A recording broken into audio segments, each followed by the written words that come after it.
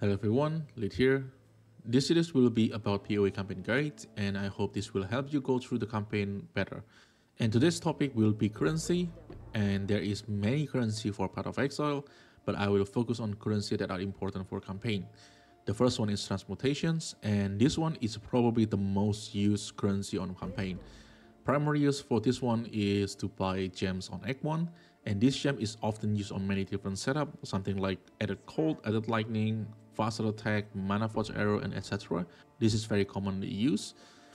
And it's also used to buy Jade, Amber, or Lapis amulet, and this is usually to fill up the requirement attribute if your class doesn't have a certain attribute. Transmutation is also used for bench craft. The first craft is elemental resistance, which means fire, cold, or lightning resistance, and it will cost 1 transmute to craft 17 to 20% fire, cold, or lightning resistance.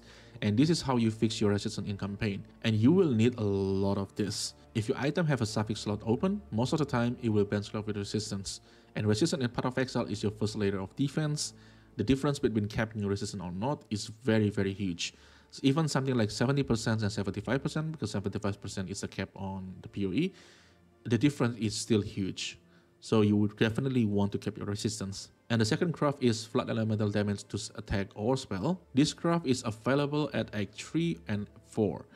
And this craft will significantly increase your DPS. Fire damage will be on Solaris Temple. There is a room on the side after you talk to Diala. Lightning damage will be on Piety.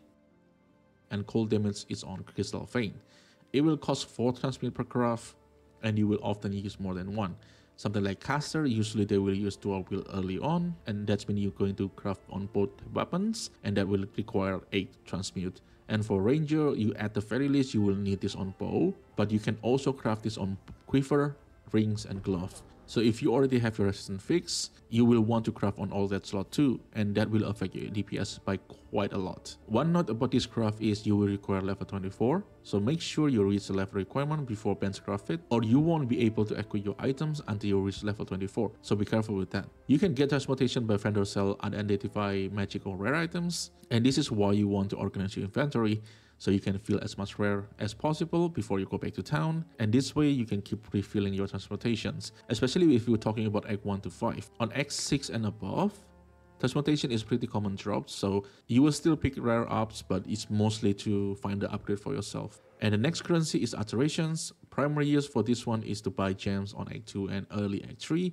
Most of the gem is super gem, something like Elemental Focus, Faster Casting, Cruelty, and also Aura Gem, something like Herald Skill, Anger, Wrath, or Skitterbot. There's also some skill gems like Wave of Convictions, Desecrates, but that's usually very specific on certain setup. You can also use Alteration for Benchcraft Flood Life. It will cost 1 alterations for 15 to 25 Flood Life, but early on in the campaign, resistance is usually the priority, and the only cases you will craft life on your gear if you already have the suffix slot full. Other use for alterations is Roaring Flash. There is some mod that you do not want on your flash.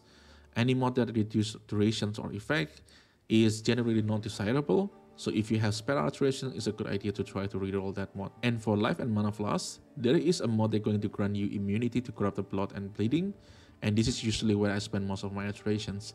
But this mod is not exactly easy to hit, so you can spend a lot of alteration and still not getting the mod. You can get alteration by vendor sell identified magic or rare items, so you kinda have to pick between transportation and alteration. If you sell them an ID, you will get transmute. If you sell them ID, it will become alterations. But generally speaking, you still want to have some stock of alterations, but most of the time transmutation will take priority. And for the third currency is Out of Chance. The primary use for this one is to buy gem on Act 3.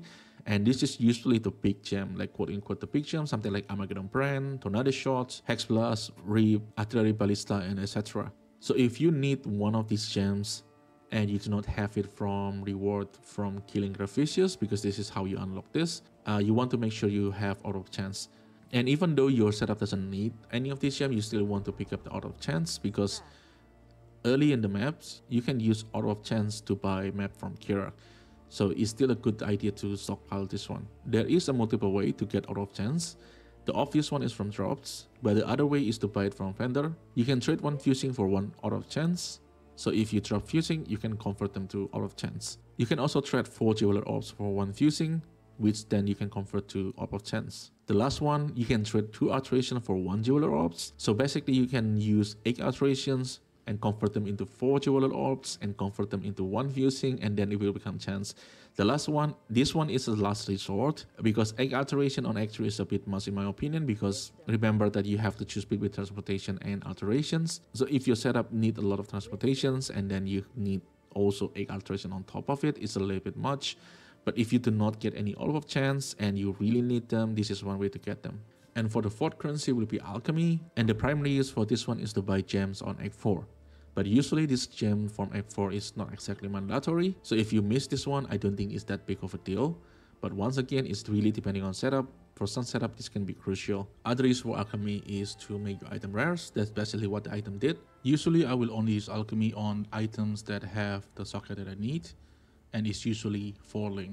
I don't think I will use it on 3-link unless I really have to, because alchemy is not actually easy to drop early on, and the main reason you want to make your item rares is once again to get more modifier on your items and have a chance to get like life or resistance, which is really crucial on your campaign.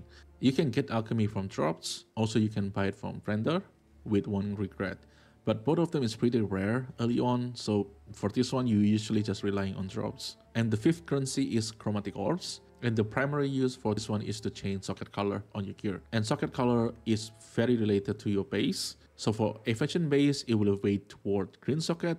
Armor base, it will weight toward red socket. And energy shield will lean toward blue socket. Having the right base will increase your chance to get the color that you want.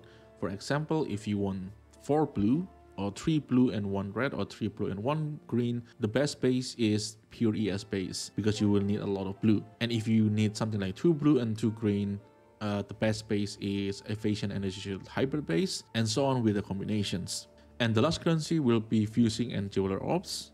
So jeweler orb is used to add socket to your gear, and fusing is used to link them. And for these two, the success rate will depend on the item quality. And for the next league, there's a change on whetstone and armor scrap. Basically, whetstone is used to quality weapons, armor scrap is used to quality armor, now based on item level instead of rarity. So it probably will be easier for you to reach 20% quality, and it's a good idea to try to quality up your item first before you put fusing or jeweler orbs. And for me personally, I'm only using fusing and jeweler orbs on items that are good. So if I found a rare items with a good mod, something like life and 2 resistance, have a really decent roll, this kind of item that I will consider to put fusing and jeweler orbs on. And especially fusing, because you can convert fusing to orb of chance, which like I mentioned earlier, you can use it to buy map on the early maps, and this usually very helpful to progress the atlas faster. I'm usually trying to preserve the fusing, but if I really need to, I will use it on the item that have a good mod, or I really need the link. That's also another case. And this is how I manage all my currency on campaign. Hopefully this is useful, and if there are other topics you want me to cover, let me know in the comment. I will try my best to make them before league start. So thank you everyone for watching, and I will see you in the next one.